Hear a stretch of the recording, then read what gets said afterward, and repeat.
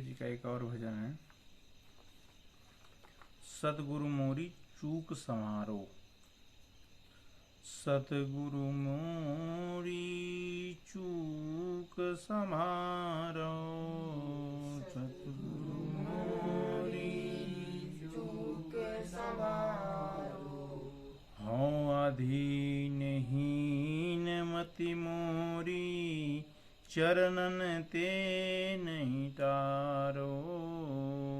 हूँ अधीन हीन मति मोरी चरणन ते नहीं तारो। सद्गुरु मोरी चूक संभारो। मन कठोर कछु कहा न माने बाहु बको कही हारो। मन कठोर कछु कहा न माने बहुबा को कही हारो। तुम ही सो सब होत गोसाई याते बेगी समारो। तुम ही से शब होत गोसाई ज्ञाते बेगी समारो। सतगुरु मोरी चूक संहारो। अब दीजो संगत सतगुरु जी जाते होए निबेरो। अब दीजो संगत सतगुरु जी जाते होए निबेरो। और सकल संगी सब बिसरे हो तुम्हें एक प्यारो। और सकल संगी सब बिसरे हो तुम ही एक प्यारो। सतगुरु मोरी चूक समारो। कर देखो हित सारे जग में कोई न मिल्यो पुनिहारो। कर देखो हित सारे जगत में कोई न मिल्यो पुनिहारो। कहें कबीर सुनो प्रभु मेरे भव सागर से तारो। कहें कबीर सुनो भई साध। कहें कबीर सुनो प्रभु मेरे भव सागर से तारो। सद्गुरु में मोरी भूल संहारो। तो कबीरदास जी कहते हैं, विनती करते हैं अपने गुरु जी से कि सतगुरुदेव मेरी जो भूल है चूक है उसको सही करो आप। क्योंकि जो भूल और चूक है उनको जो सही करता है वो कौन है? गुरु कहलाता है ना भाई। गुरु बताता है कि एक गलती कर रहे हो उसको सही कर लो, है ना। तो जो सद्गुरु होते हैं वो जो जीवन में हम क्या गलती कर रहे हैं, किस लिए जीवन मिला हुआ है, हैं क्या करना चाहिए, उसके बारे में भगवान सतगुरुदेव भगवान हमको बताते हैं कि वास्तविक जीवन मनुष्य जीवन मिलने के बाद हमको क्या करनी चाहिए, है ना। हम क्या गलतियां कर रहे हैं, हम या कि हम गुरुदेव से विनती करें कि हे गुरुदेव हमारी भूल चूक को जो है संभालिए आप। हम इतने क्षमतावान नहीं है कि हम सोच सके कि हम क्या सही कर रहे हैं क्या गलत कर रहे हैं। सही हमसे कुछ बनता नहीं कर रहे, जो हो रहा है सब गलत ही गलत हो रहा है हमसे। क्यों? क्योंकि मन जो है मनमानी कर रहा है अपनी पूरी तरीके से, है ना। जब तक मन मनमानी करता रहेगा तब तक सब तो गलत ही होता रहेगा। तो जब तक भगवान सतगुरुदेव भगवान मन को पकड़ करके और इसमें धारण नहीं हो जाता तब तक मन यहाँ वहाँ भटकता ही रहता है विषयों की तरफ, है ना। फिर आगे कहते हैं हव अधीन हीन मति मोरी चरणन ते नहीं तारो। कहते कि मैं अधीन हूँ, मैं अधीन हूँ, आपके अधीन हूँ, आपको समर्पित हूँ। मेरी मति कैसी है? हीन मति है, जिसमें बुराई ही बुराई भरी हुई है, जिसमें संसारिकता ही संसारिकता भरी हुई है, जिसमें संसार में मैं और मेरेपन का ही सब कुछ उसमें मोह भरा हुआ है, अपने संबंधियों का संबंध मोह भरा हुआ है ना, मेरे शरीर का मोह भरा हुआ है, मैं और मेरेपन का मोह भरा हुआ है। इसलिए मेरी बुद्धि कैसी है? हीन है। कैसी है? हीन है। इसलिए है भगवान, चरणन से आप अपने चरणों से मुझको मत टारिएगा, मुझ दीनहीन को अपने चरणों में बसाए रहिए, ताकि मेरी बुद्धि भी निर्मल हो सके। भगवान से विनती करता है। कौन? अधीन, जो अधीन हो जाता है भगवान को, समर्पित हो जाता है गुरुदेव भगवान को। जो सतगुरुदेव भगवान को समर्पित हो जाता है, उसके अंदर इतनी बुद्धि आ जाती है कि वो कम से कम अपनी बुराइयों को देख तो रहा है कि मेरी बुद्धि अच्छी ठीक नहीं है, हीन बुद्धि है मेरी, है ना। कम से कम इतना तो समझ पा रहा है। बाकी तो कोई समझता ही नहीं संसार में। कौन समझ पाता है? कोई बोलता है मैं मूर्ख हूँ, मैं हीन बुद्धि हूँ, कितना भी कैसा भी होगा, लेकिन बोलेगा अरे मैं तो बहुत होशियार हूँ, मैं तो बहुत ये हूँ, अहंकार से भरा हुआ रहता है। लेकिन जो भगवान को समर्पित होता है, जिसके अंदर सद्बुद्धि जागृत हो जाती है, जिसको सतगुरुदेव भगवान मिल जाते हैं, उसकी बुद्धि जागृत हो जाती है, तो कम से कम अपने अंदर की बुराइयों को तो देखने लगता है गुरुदेव भगवान की कृपा से। कहते हैं कि भगवान मुझको अपने चरणों से मत टारिए। मन कठोर कछु कहा न माने, बहुआ को कहिहारो। मेरा मन कैसा है? बहुत कठोर है। कठोर का मतलब एकदम से विषयों की तरफ भागता है, मोह की तरफ भागता है, संसारिकता की तरफ भागता है, इंद्रियों की तरफ भागता है। इतना कठोर हो गया है ये कभी स्थिर नहीं होता है, कभी एक क्षण के लिए रुकता नहीं है। दिन भर विचारों का इसमें एकदम से तांता लगा रहता है ना। तो भगवान कहते हैं कि वो साधक का मन है ये, है ना, जो गुरुदेव भगवान को समर्पित हो गया है, और वो अपने मन से कहता है, अपने मन से विनती करता है कि हे गुरुदेव, मुझको मेरा मन बहुत कठोर हो गया है, जो एक क्षण के लिए स्थिर नहीं होता है, हमेशा यहाँ वहाँ भगाता रहता है, यहाँ वहाँ भागता रहता है। मैं बहुत सारी चीजें करके थक चुका हूँ, लेकिन ये रुकने का नाम नहीं लेता है। इसलिए कहते हैं तुम ही सो सब होत गोसाई, याते वेग। तुमसे ही सब कुछ होता है। गोसाई मतलब भगवान, मेरे ईश्वर, जिसको मैं समर्पित हूँ, गुरुदेव भगवान।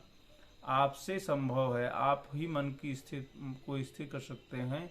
इसलिए जल्दी से मेरे मन को स्थिर कीजिए, शांत कीजिए, अपने चरणों में उसको लगाइए।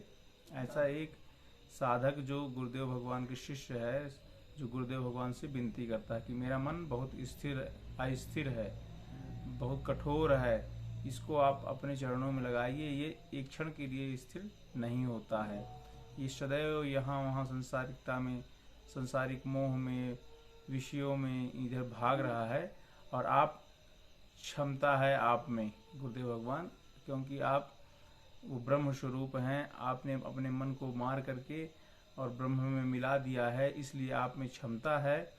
आप ही जो है इसको स्थिर कर सकते हैं। इसलिए भगवान, मैं आपको समर्पित हूँ, आप मेरे मन को स्थिर कीजिए। अब दीजो संगत सतगुरु जी, जाते हो ये निबेरो। कहते अब संगत दीजिए। संगत मतलब मन को शांत कीजिए, मन को स्थिर करके अपने चरणों में लगाइए, अपने चरणों की संगत दीजिए, जिससे मेरा निवेरो, जिससे मेरा उद्धार हो सके, है ना, जिससे मेरा उद्धार हो सके। अभी तक तो मैं इंद्रियों के लिए ही जी रहा था, शारीरिक संबंधों के लिए ही जी रहा था, लेकिन अब मैं आपके चरणों का दास हो गया हूँ। आप मुझे अपने चरणों में संगत दीजिए, इस शांति प्रदान कीजिए, मेरे मन को शांत कीजिए, ताकि जिससे मैं इस घोर संसार से, जन्म मरण के चक्कर से मुक्त हो पाऊं। और सकल संगी सब बिसरे, को तुम ही एक प्यारो। कहते हैं कि और तो सकल संगी मतलब जो संसारिकता से मेरे से जुड़े हुए थे, कोई न कोई मोह से, किसी न किसी स्वार्थ से, भाई संसार में हर व्यक्ति किसी न किसी स्वार्थ से जुड़ा हुआ है एक दूसरे से, चाहे कोई भी संबंध हो, कैसा भी संबंध हो, लेकिन कोई न कोई स्वार्थ उसमें निहित ही होगा। लेकिन जो सदगुरुदेव भगवान होते हैं वो उनका जो स्वार्थ होता है वो कहेगा होता है परमार्थ का होता है, कि लोगों का कल्याण हो, शिष्य का कल्याण हो, उनका स्वार्थ ये वाला होता है। और संसारिकों का स्वार्थ क्या होता है? शारीरिक स्वार्थ, है ना, आर्थिक धन का स्वार्थ होगा, कि शरीर का स्वार्थ होगा, है ना, संबंधों का स्वार्थ होगा। लेकिन जो सदगुरुदेव भगवान का संबंध स्वार्थ रहता है वो कैसा रहता है? वो परमार्थ का स्वार्थ रहता है ना, वो सब यथार्थ स्वार्थ है। वो जैसे बोलते हैं ना कि सुर नर मुनि सब की यह रीति, स्वार्थ लाग करें सब प्रीति, है ना। तो सुर मतलब देवता, सुर नर संसारी व्यक्ति, है ना, मुनि मतलब संत मुनि महात्मा सतगुरु, सबकी सबको स्वार्थ लाग, सभी लोग स्वार्थ से ही एक दूसरे से प्रीति करते हैं, है ना। लेकिन संसारी व्यक्ति क्या है? शारीरिक विषय भोग और पैसे रुपयों से संबंध रखेगा, स्वार्थ रखेगा, है ना। लेकिन जो सदगुरुदेव संत होते हैं वो परमार्थ का स्वार्थ रखते हैं, कि हमारे पास आ जाए तो हम इसको परम का ज्ञान दें और इसको मोक्ष प्राप्त करवाएं। जैसे हम परम ज्ञान आनंद में स्थित हैं वैसे ये भी स्थित हो जाए, ये भी दीनहीन बनकर संसारिक विषय भोगों में लिप्त ना रहे, है ना, संसारिकता में दुखी ना रहे। जो संसार है ही नहीं उसके लिए ये व्यर्थ का प्रयास ना करता रहे। तो संतों का स्वार्थ कैसा रहता है? परमार्थिक स्वार्थ रहता है ना। तो कहते हैं कि और सकल संगी सब बिसर, सभी संगियों को, सभी संबंधों को, सभी बंधनों को, सभी मोह के बंधनों को मैं छोड़ करके हे गुरुदेव भगवान आपके चरणों में आ गया हूँ। मैं सबको बिसर चुका हूँ, अब मुझे किसी से कोई लगाव नहीं है, क्योंकि वह कैसा है? वो स्वार्थ का संबंध है ना। जब तक मतलब रहेगा तब तक स्वार्थ रखेंगे, उसके बाद फिर कोई मतलब नहीं, है ना। तो ऐसे स्वार्थ को मैं भूल चुका हूँ। सब संगी सब भूलें बिसरें, मैं सब कुछ भूल करके आपके चरणों में समर्पित हूँ। आप मेरे मन के जो पाप हैं, बुद्धि की हीनता के जो पाप हैं, उन सब चीज़ों को हटा करके और अपने चरणों में प्रेम को लगाइए, स्नेह को लगाइए। केवल मेरा आपसे ही प्रेम है, बाकी किसी से कोई प्रेम नहीं है।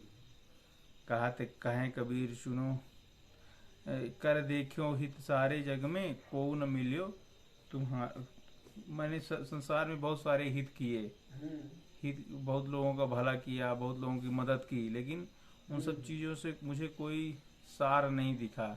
उन सब चीज़ों में मुझे केवल बंधन ही दिखा, है ना, दुख ही मिला, बस हो गया, और कुछ नहीं मिला। संसार में बहुत कुछ किया मैंने, सब कुछ कर लिया, अपनों के लिए, परायों के लिए, सबके लिए सब कुछ करके देख लिया, लेकिन कोई सुख नहीं मिला मुझे, ना मुझे संतुष्टि मिली है। अवास्तविकता भी है, कोई भी कितना भी कर ले किसी के लिए, लेकिन सुख और संतुष्टि उससे नहीं मिलती जब तक हम अपने मन को स्थिर नहीं करते और अपने गुरुदेव भगवान के को समर्पित नहीं होते, तब तक हमारा मन स्थिर नहीं होता है ना।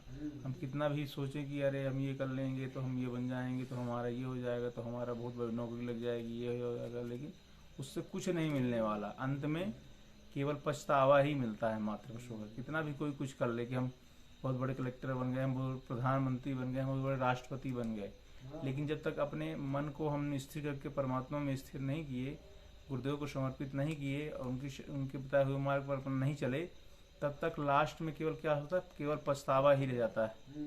यार बताओ, एक जीवन मिला था मनुष्य जन्म, उसको भी हम कृतार्थ नहीं किए, फालतू के जो है जो कुछ जिससे कोई मतलब नहीं है वो सब चीजें करते रहे। अंत में केवल पछतावा मिलता है मात्र। कुछ भी कर लो आप, कितने ही बड़े कुछ बन जाओ शारीरिक रूप से, आर्थिक रूप से, लेकिन अंत में केवल पछतावा ही मिलता है, बस हो गया। लेकिन अगर गुरुदेव भगवान को समर्पित हो गए और अपने आप को जानने के लिए हमने कुछ प्रयास किया, तो फिर बात बन जाती है ना। फिर हमारा मन स्थिर होता है, मन शांत होता है, तो फिर अंदर से सुख और संतुष्टि मिलती कि नहीं मिलती। देखो संत महात्मा लोग जैसे हम लोग रहते हैं, बढ़िया आनंद से रहते कि नहीं, कोई टेंशन नहीं, कुछ नहीं, जिससे मिलना है मिलेंगे, नहीं मिलेंगे।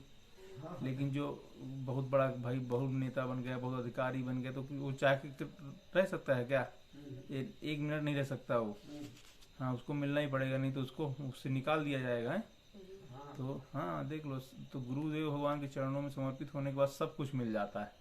आराम से सुख चैन की जिंदगी, भगवान का स्मरण करते रहिए, उनका स्मरण करते रहिए, उनका ध्यान करते रहिए, उनकी सेवा करते रहिए और आनंद से रहिए। सभी संसार आके झुकता कि नहीं झुकता? फिर कितने ही बड़े अधिकारी हो, कितने बड़े नेता हो, सब आके झुकते हैं, है ना? तो वास्तविकता तो यही है ना, क्योंकि हमने संसार अपने शरीर को नहीं पूजा, हमने गुरुदेव भगवान के आदेश से चले, हाँ उनके आदेश से, जैसा उन्होंने चलाया उनको समर्पित किया, सब कुछ त्यागा। तो त्याग की पूजा होती है, किसकी पूजा होती है? त्याग और चरित्र की, है ना? चरित्र अच्छे रखिए, लोगों से अच्छी बातें कीजिए, किसी भी इंद्रिय का जो है भोग हावी ना हो, उनको संयमित रखिए, है ना? और अपने मन को, विचारों को शुद्ध रखिए, तो अपने आप हम संसार पूजने लगता है ऐसे लोगों को, है ना? पूजनीय हो जाते हैं ऐसे लोग। तो वास्तविकता तो यही है ना, कि हम अच्छे बने, हम मन को शांत करें, इसी के लिए सब लोग प्रयास कर रहे हैं कि हम अच्छे बन जाएं। लेकिन वो अच्छे बनने के चक्कर में जो है इतना गड़बड़ कर डालते हैं कि फिर उनको जो है नर्क भी नसीब नहीं होता है ना? तो वो अंत में कुछ हासिल नहीं होता है अच्छे बनने के चक्कर में। अब अच्छा बनना कहाँ है? संसार में तो कोई अच्छा बन नहीं सकता, शरीर से कोई मुक्त नहीं हो सकता, मन से मुक्त होता है ना? तो जो मन से मुक्त होगा वो कौन हो सकता है? जो गुरुदेव भगवान के चरणों में अपने मन को समर्पित कर देता है। तो यही कहते हैं कि हमने संसार में बहुत हित करके देख लिया, लेकिन आप जैसा परम हितकारी गुरुदेव भगवान हमको कोई आज तक नहीं मिला और न मिलेगा।